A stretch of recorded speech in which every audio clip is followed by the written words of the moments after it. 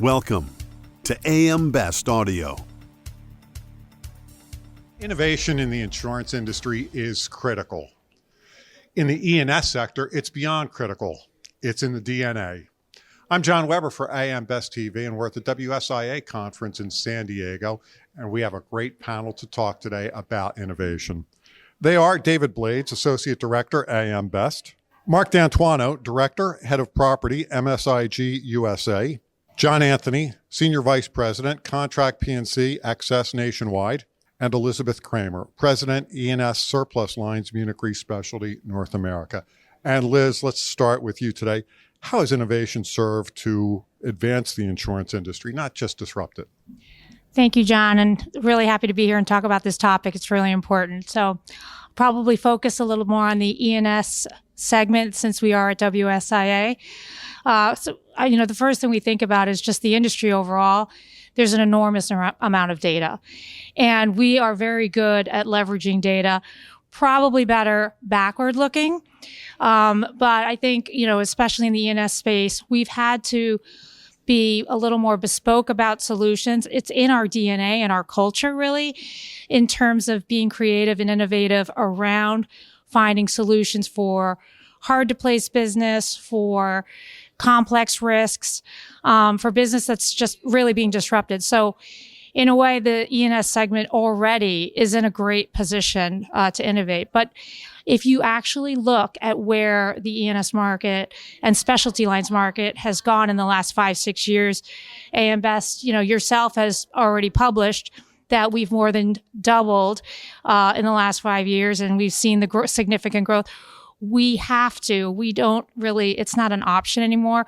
We owe it to sort of our communities and the industry to really leverage that data and really find ways to adapt the way that we do business. And, I think about, there's many ways we do it, but the top three that we look at is just really reducing our expense ratio, creating more efficiencies, the operational piece, the underwriting and pricing piece, which is near and dear to my heart as an underwriter.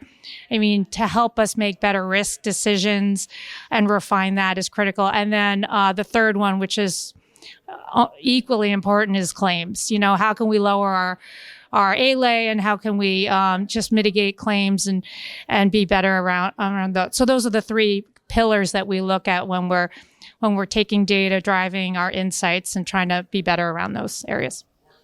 John, Liz talked about data. Traditionally, we don't think about data as being a source of innovation, but that's really changing, isn't it? I truly believe that it's changing, and it's becoming an increasingly more important part of our overall industry experience. When I think of data as an innovator, one thing that comes to mind is the third-party data integrations. There's so many data sources that we can incorporate into our underwriting processes and really improve upon our risk selection. Another thing that I think about is predictive analytics as well. As Liz said, we've historically looked in the past to look for future indications of how things are going to perform, but we now have models and innovation to be able to look forward to see what we can do proactively within the marketplace. And the third part, which I think is scary for some and exciting for a lot, is the integration of AI into a lot of our processes. We can make sure that we make our entire experience from an insured all the way up to our reinsurers as seamless as possible by taking out a lot of manual processes. We can streamline a lot of the things that we do and the way that we work and incorporate a lot of things that were typically manual as a straight through to focus on more important and impactful things. And I guess shared data in and of itself is an innovation, isn't it? Huge. That was a great response, John. And I'd say, to a degree, at least for us at MSIG USA, the key is we've hired really well. And it's my favorite thing when I come to WSIA and I hear, you guys have really great underwriters. So the key for us and the innovation for us is trying to make them more efficient. And that is all about getting data to them quickly and in one spot. So we've been building out an underwriting workbench that allows them to do those things so that we know they're good. I won't get into all the numbers, but I will tell you we've got a 12-year track record of doing nothing but producing profit for the company, which is why they're investing in us as quickly as they are. So we have to grow here in the U.S., and it's the E&S space where we really see the biggest possibilities. but it's all about taking that data, getting it into the underwriters. When you got the good ones, just let them go. Customize your data experience. BestLink now offers an interactive company dashboard that provides company-level intelligence in a fast, user-friendly interface featuring interactive tables, charts, and Sparkline performance histories. Customize the dashboard tiles to prioritize the insurer ratings, data, and analytics that best support your workflow. AM Best. Our insight, your advantage. Do you think there are potential pitfalls in innovation, however? Yeah, I think there is because, and I think I'm going to say something that we already all know, right? The problem with insurance is, of course, we're pricing our product before we know the cost. So innovation in a product sense, it's key that we're out there doing it, and that's the beauty of the E&S market, right? That's what we're here to do. But you've got to be able to take that leap and have the balance sheet that can handle those sorts of leaps of faith, if you will, even. Because when you're handling emerging risk, you don't know how the courts are going to handle your wordings. You don't know, typically, you're not going to have a long track record of loss history to be able to analyze. So it really is, to a degree, a leap of faith and utilizing that balance sheet to take you there. Yeah, I might add to I don't know if I'd call it pitfalls, but I would say risks. We're in the business of taking risks, so we should know how to mitigate that. When we look at opportunities to, as you mentioned, maybe create more efficient ways of processing, manual to automated, or simplifying or reducing all of that, we're Munich Re Specialty in particular. We are really aligning very closely with our data science group, our data and analytics team, and our IT team, which are focusing on like AI governance and really trying to get some common governance around how we implement some of the models that we're deploying. But what we say internally is it has to be business led. The business has to identify what the opportunities are, and we have to really determine, is this creating value short term, and then also long term? Is it worth the investment today to see that scale, to see that opportunity long term? And the other thing, again, we're in the specialty space. Machines aren't going to make decisions for us.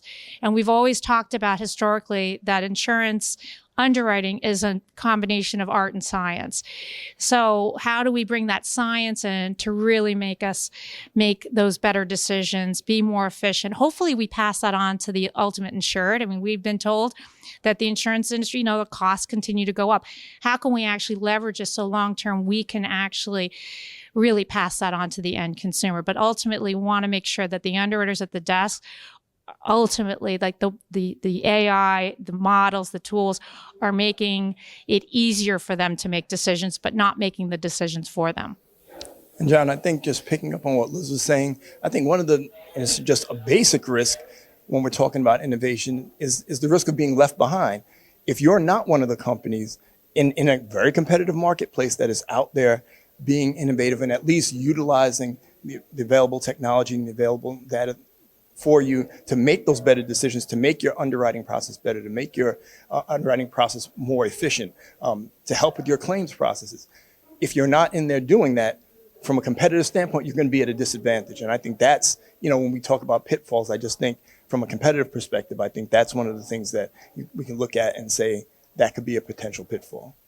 And David, AM Best actually considers innovation in the rating process. That's got to speak volumes. No, absolutely. It's something that I think we've looked at, for a long time, but I think we've put more resources into really assessing and engaging our rated insurance companies on what they're doing from an innovation perspective to help their businesses. And I think, we look at it in two ways. We look at it from an input standpoint in terms of what are the process, how are you using data? How are you using different technologies to improve your underwriting, to improve your claims, to improve your access to the marketplace?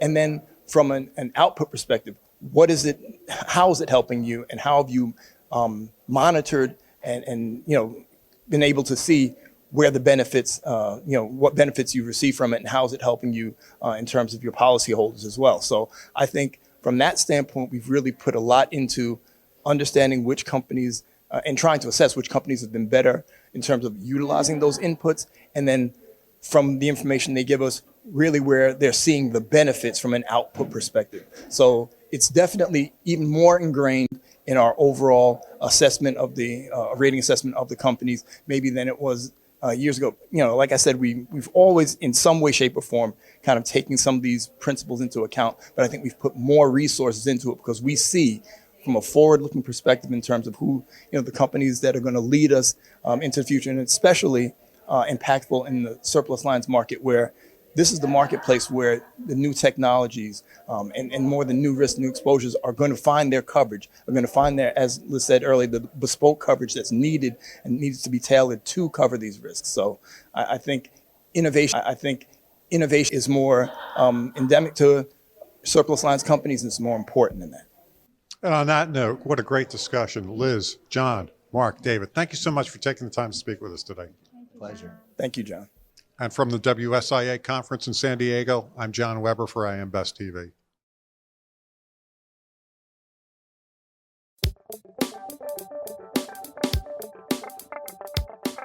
Looking to get the full attention of the insurance industry?